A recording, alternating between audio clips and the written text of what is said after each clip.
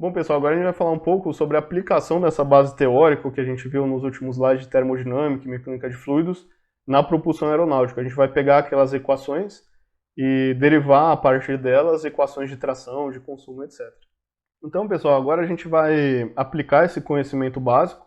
A gente vai falar sobre padronização de estações. Isso aqui é bastante importante. A gente tem aí documentos, normas da SAE, que ditam para a gente números e propriedades e letras, né, para usar em cada estação, né? Isso é importante para que toda a indústria trabalhe com uma referência aí de uma convenção, né, de números e de letras, basicamente. A gente vai falar sobre a derivação da equação generalizada da tração. Então a gente vai partir da equação de variação de momento e a gente vai derivar a tração, e a gente vai falar também sobre tração específica. E agora a gente vai falar de outras eficiências do motor, que não são as eficiências de componentes que a gente viu lá atrás de compressor e turbina. Mas sim, a gente vai falar sobre eficiência propulsiva, eficiência térmica, eficiência do meu núcleo ou do meu gerador de gases ou do meu core, a eficiência de transferência, a eficiência da hélice. E por fim, depois que a gente entender bem como funcionam essas eficiências aqui, o que são esses parâmetros, a gente vai fazer uma breve discussão sobre o SFC.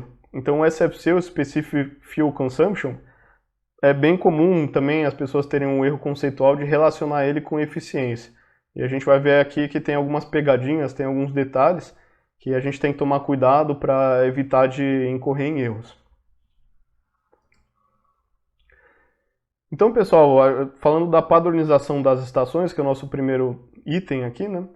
A gente tem aqui uma lista de termos comuns na indústria, então tem uma sopa de letrinha aqui que normalmente é normatizada por normas SAE, para que todos os fabricantes de motor e os fabricantes de aeronave trabalhem aí com definições parecidas. E aí tem algumas importantes aqui que são, por exemplo, IPC, HPC, HPT, LPT.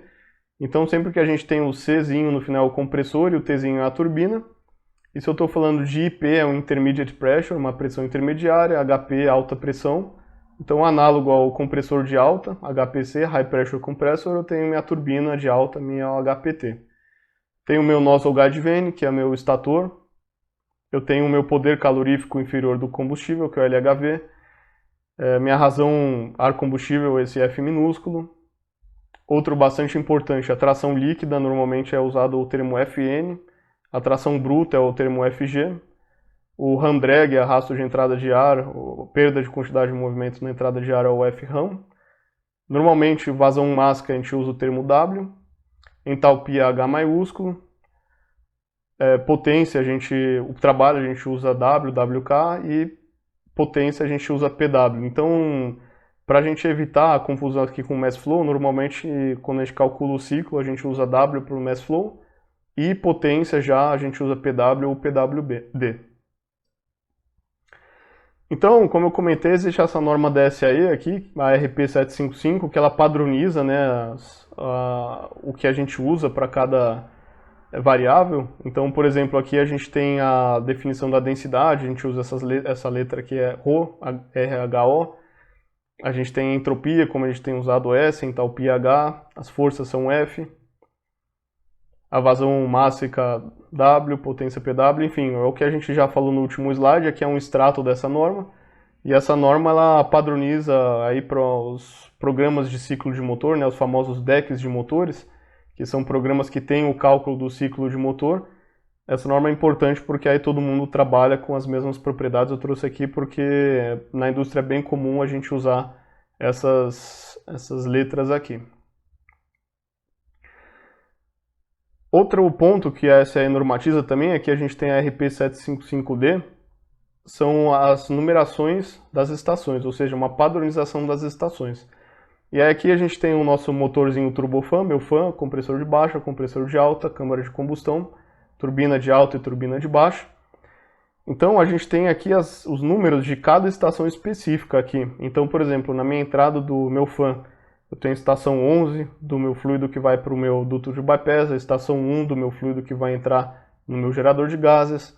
Outro exemplo aqui é minhas propriedades na entrada do meu compressor de alta levam a letra 25, Minha exaustão do compressor de alta leva aqui ao número 3. Propriedades importantes da turbina também, temperatura na entrada do estator da turbina, temperatura 4, temperatura no rotor da turbina 41. Enfim, para cada uma dessas estações a gente tem um número. Aqui nas tabelas a gente tem a descrição de cada um deles, né? E aí no nosso programa, no PAGT, a gente usou essa padronização, e no GasTurb, que é um programa que a gente vai aprender a mexer também no próximo módulo, a gente vai usar essa padronização. Então é importante se acostumar com os números, né? Porque a gente vai ver depois e aí a gente já correlacionar o meu T5, então é a minha temperatura na minha saída da turbina de baixo.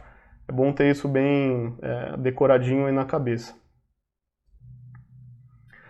Bom, na indústria a gente costuma, como eu falei, tem algumas propriedades-chave, né? Então uma que é chave é a minha pressão de entrega do meu compressor de alta, que a gente costuma chamar de CDP, o meu Compressor Delivery Pressure.